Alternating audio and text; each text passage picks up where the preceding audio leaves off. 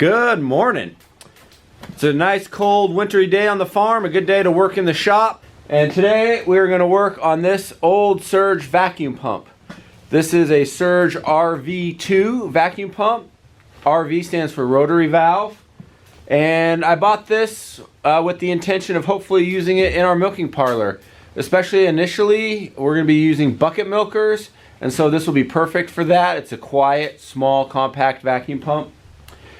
It was sitting outside, but the guy I bought it from did say that it would pull a vacuum, but buyer beware. He did have the foresight to put a can over the exhaust to keep the water out, and it is free, so it is not seized up. This is a piston type pump.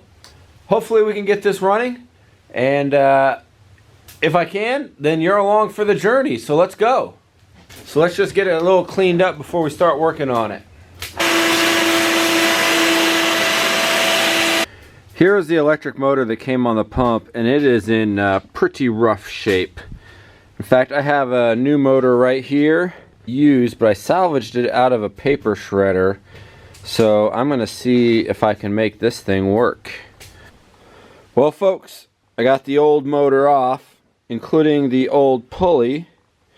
And unfortunately, the shaft sizes aren't the same. And it looks like I am going to have to buy a pulley because it's cheaper to buy a pulley for this motor than to buy a motor for this pulley. The old motor rotates counterclockwise, and my salvaged motor on the left rotates clockwise. So I need to reverse the direction of the new motor, which is just changing around a couple wires in the electrical box there.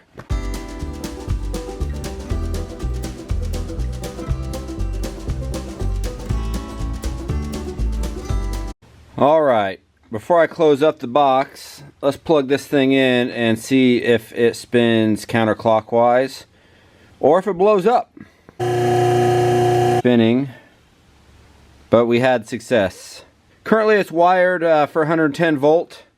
I don't know if I get this thing running if I'm going to leave it 110 or wire it for 220. So I got a pulley and I got the motor temporarily mounted. I only put 2 bolts in. And then I plugged up the drain on the vacuum balance tank. That is actually an old drain valve off of one of 12's air tanks, so that didn't cost me anything. And then over here I got my vacuum set up, which regardless of what vacuum pump I end up using, I will need anyway. So I got a stallcock here. This is where the vacuum line will hook up to your milker. Got an oil-filled vacuum gauge. And then back here hidden is the vacuum regulator. So this twists up and down to adjust the vacuum to the optimal inches of mercury for your particular milking machine. So it's getting late. I'm not going to try starting it yet. I went ahead and even though it's free, I poured a little bit of diesel into the top here to sit in the cylinders. So I'm going to let that sit overnight, and then I'll drain out any excess tomorrow. Check the oil, and then we'll see if it'll pull a vacuum. So stay tuned. Good morning. Let's find out if this vacuum pump sucks. Now, I did already manage to break it this morning. You see the vice grips on top, holding that shaft up. Normally, there would be this knob and spring on top. What this does is this is a reverser valve. So you could actually reverse this vacuum pump and make it an air compressor. It didn't put out a lot of pressure, but it'd be enough to blow out your lines after milking or whatnot. Anyway, I was turning the pump over to drain out the excess diesel that I put in last night, and I don't even remember hitting the knob on anything. I was trying to be careful, but it just popped off.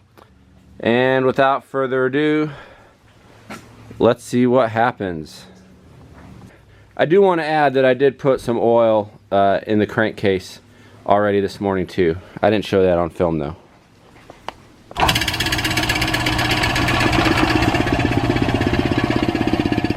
Alright, it's sucking, it looks like. vacuum gauge is going up.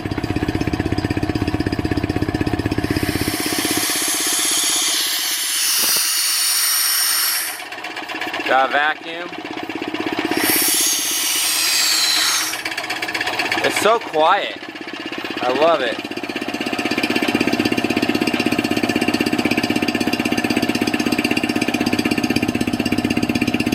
Okay folks, now that I know that this thing will pull a vacuum, I'm going to take it down, take it all apart, clean it up. I'm going to pull the bottom cover off the crankcase. Evidently now I'm going to pull the head off and replace this shaft. Clean the tank up the best I can. New belt. Eventually it'll get all painted and looking pretty, and we'll put it to use in the farms. Well folks, got the pump pretty much pulled apart now. Because I wanted to clean it. There's a bunch of sludge in here. It's pretty gross. But if you're curious what the inside looks like, it's got two cylinders. You can see the crankshaft, and then in the middle you can see that gear spinning there. That's a vertical shaft that controls the valve. So that's the inside. I am starting with reassembly. I have my crankcase cover here on the bottom, and I am reusing the gasket. I managed to get it off in one piece, but I did add some Permatex Forma gasket underneath of it. And then the valve cover gasket broke, but I'm going to use Permatex on that. I'm going to go ahead and get these put back on.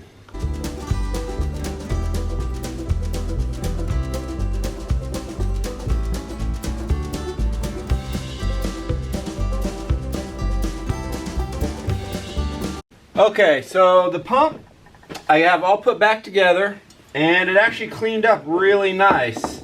This is a very old pump, so it's back when they painted their pumps black and green, but I like blue and orange, so I'm going to go with Surge's more recent colors. First though, this is the exhaust pipe, goes here. And what it is it's actually got a brush in the bottom. I'm not sure if you can see that very well. And it is all caked with oil and gunk and stuff. And the idea being that a little bit of oil that works its way up from the crankcase will come out the exhaust, and this brush will catch that oil, and then the oil will then run back down in so you don't lose it. But it's pretty gnarly, so I am going to clean it. Okay, after soaking this exhaust pipe in hot soapy water for a while, I rinsed it out, and then I rinsed it repeatedly with denatured alcohol, and then blew it out with the air compressor, and I think it looks great. Let's see if you can see it. Anyway, cleaned it out really nice, got all the gunk. You can actually tell that there's a brush down in there rather than just a clogged pipe. It's about time to paint. I've wiped down all the surfaces really well with denatured alcohol. The inside of the tank was another story. It had these like gooey, dried out cow hair clumps that I had to break up with a screwdriver through the top hole and then shake out the drain hole. And that took a while to get all those clumps broke up. But the inside of the tank was rusty.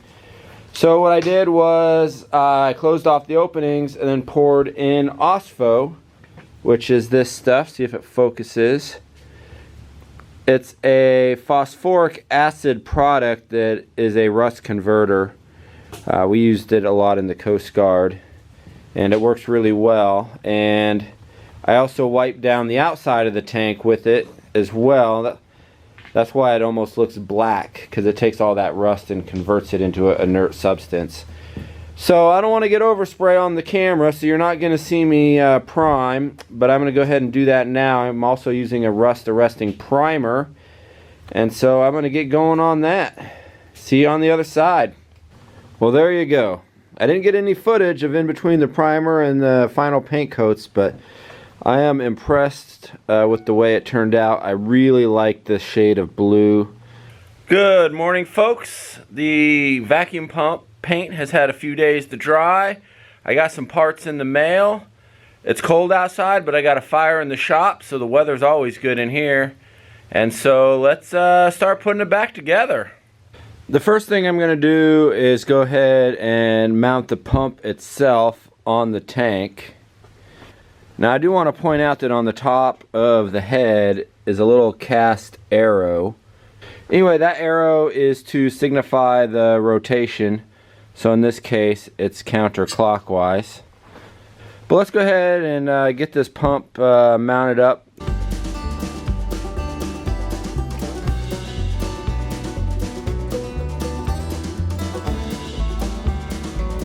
Okay, I got the pump mounted on top of the tank here. The vacuum hose is connected between the tank and the pump.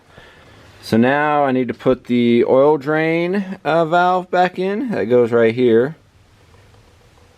And then I also need to mount the reversing valve on top.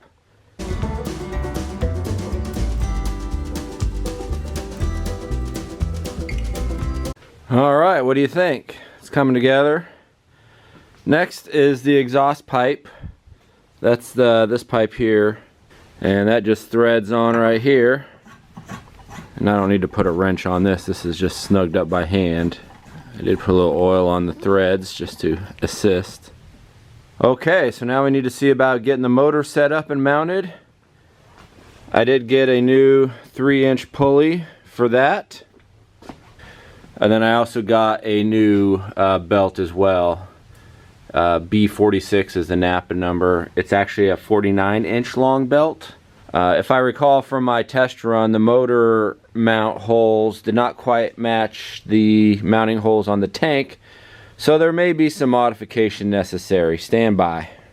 I got the pulley mounted, and here's the verdict on the top of the tank. I could get 3 holes to line up, all except this one. It's a little too far that way. So what I ended up opening that slot up with was, drumroll please, a Dremel. Trusty old Dremel. So because this slot is wider, when I put a bolt through it, I'm going to have to use a fender washer on the back side, but not a big deal. Let's see about getting this motor mounted.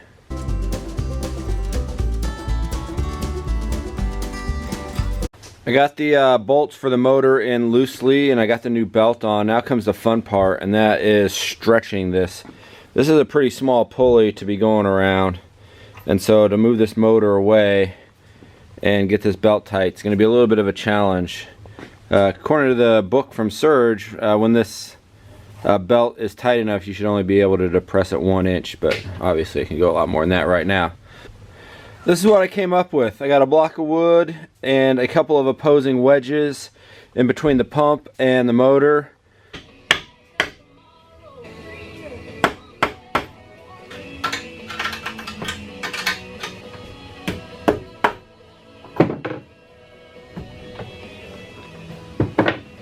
Okay, I got the motor mounted. I'm pretty happy with this location, belt tightness. Pulleys are in line. Should be good to go. I attempted to reinstall the guard for the belt onto the pump, and it did not seem to want to fit. My best guess is with this new motor, the pulley's in a slightly different position, and so the belt leaves the big pulley at different angles, and so like many other people, I will just have to make sure that the belt side is facing a wall, or try and fab up a new guard. We'll see what I decide.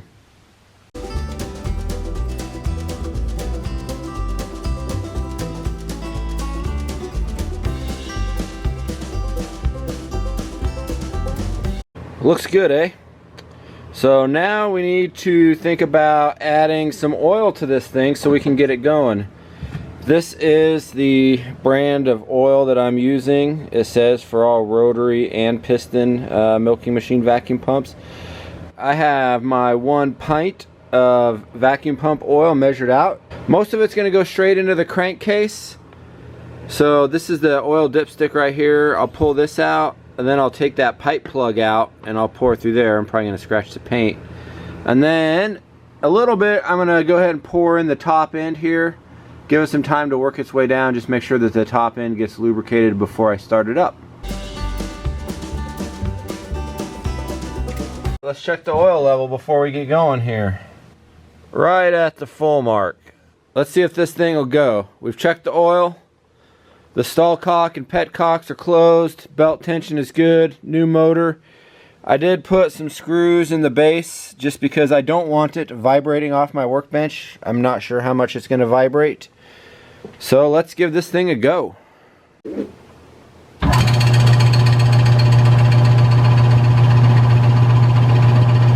Sounds good. It is building a vacuum. I'm just going to let it run for a little while. Exercise it, stretch its legs. It's been running for a little while, seems to be running well, sounds good. I did go ahead and turn down the regulator to 13. That's the regulator right there. It's just letting in a little bit of air into the system. But yeah, sounds good. Let's give it a test, shall we?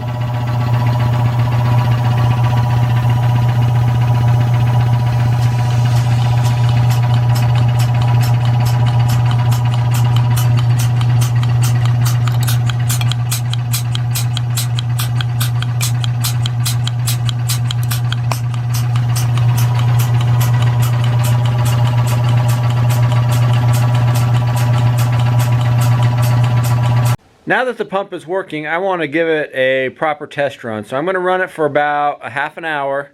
I'm going to do alternating between about 6 minutes running the milking machine and then a minute in between. And I'm also going to take the temperature of the where the cylinders are to see how much it warms up. I do know it warms up a little bit. I'm just curious what the temperatures will be. Looking at about 34.5 degrees right now. I'm going to let it run for 2 minutes, and then I will do 6-minute intervals of milking with 1 minute in between.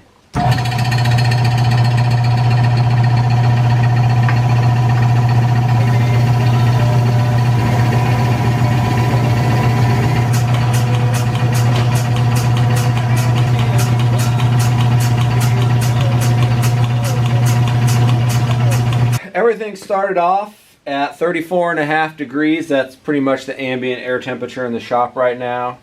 After 2 minutes, it warmed up to 47 degrees fairly quickly. And then I also decided to get some temperatures on the motor, and that warmed up to 42. By the time the first 6-minute milking session was done, it warmed up to 66.5. And then by the time the second milking session, it was 77.5, and the motor warmed up to 79. After the third 6-minute milking session, it warmed up to 84, and then it kind of stabilized after that. It bounced between like 84 and 89. At the very end, it was 88. So it seemed to stabilize right around there while the motor continued to go up and ended at 102. So I think those are all very good numbers. I'm not worried about it. I ran it for a half hour straight. Very pleased with this performance. So, yay!